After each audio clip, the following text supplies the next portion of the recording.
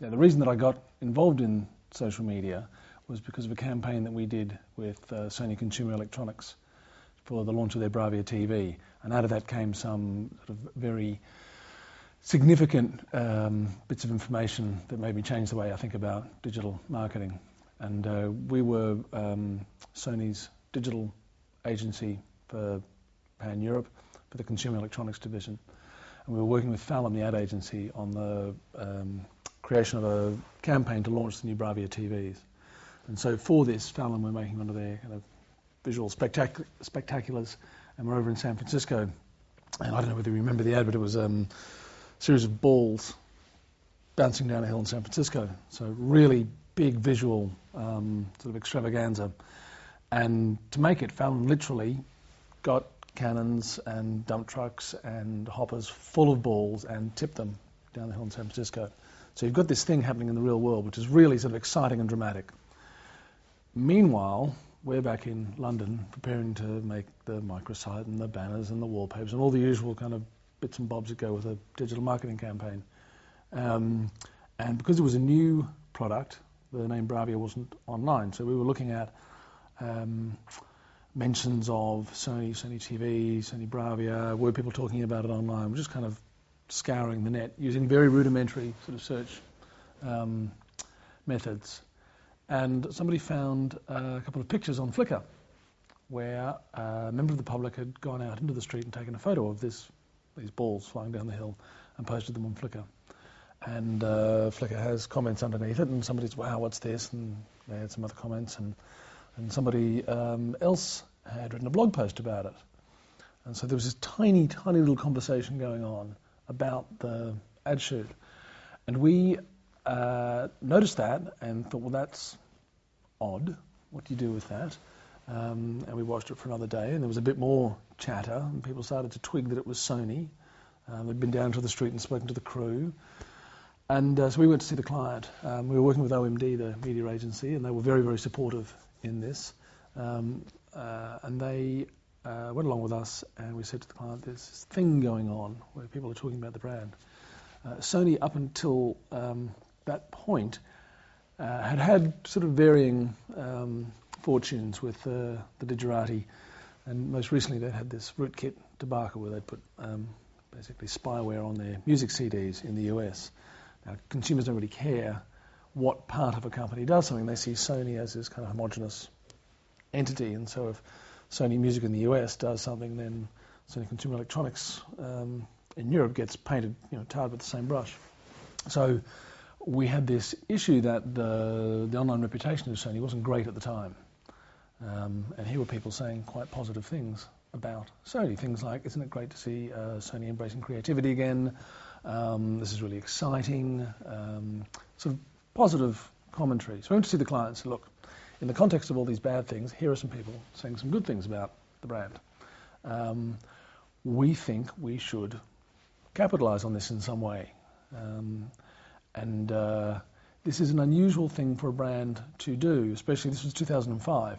So the idea that consumers would take your brand and talk about it online was certainly a new idea. The idea that you might do something about that was also quite a new idea. So we had to sort of work out what to do, because there was no sort of best practice guidelines. What you did have was a very kind of strident emerging blogging community who had very clear principles about how they felt that they should operate and be engaged with, and how they engaged with each other. So we sort of looked at that and said, okay, the thing to do here is certainly not to send them cease and desist letters from the legal department. That will go down badly. What we should do is we should encourage this conversation.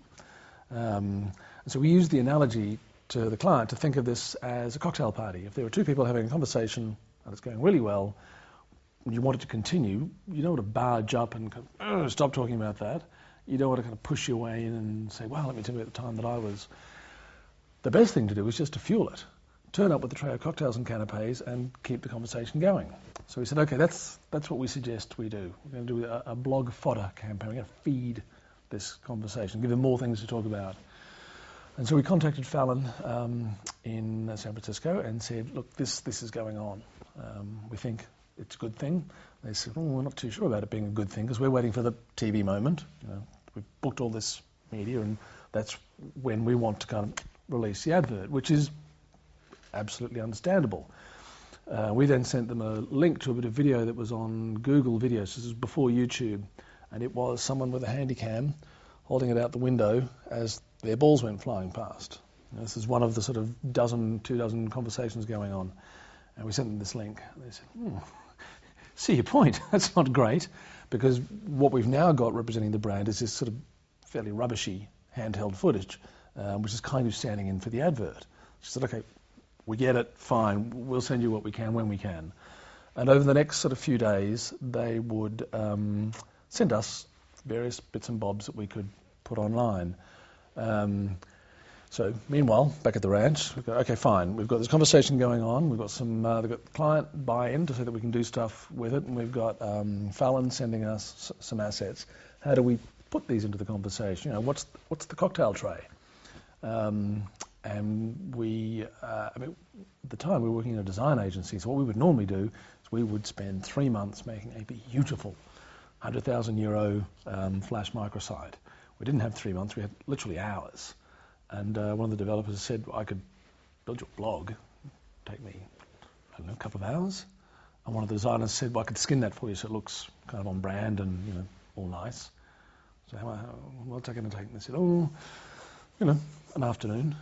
Right, do that then, that sounds good. So in the space of sort of 48 hours or so, we had identified an audience, got together a publishing platform, we had content coming in. And so we put this thing up, and we got our first bit of content from Fallon, and I think it was a bit of B-roll footage from the EPK, which is fine. So some behind-the-scenes footage, that's a bit of video. We'll use Google Video to host that. And what else have we got the next day? We had some, because they had a stills photographer on set who was taking beautiful, gorgeous still images of these balls. And you know, they're still all over the internet because they're really quite stunning images. San Francisco is a very photogenic city, and you've then got these bright balls kind of flying all the way through it. So they sent us the photographs, maybe a dozen or so, and we put them up online as well.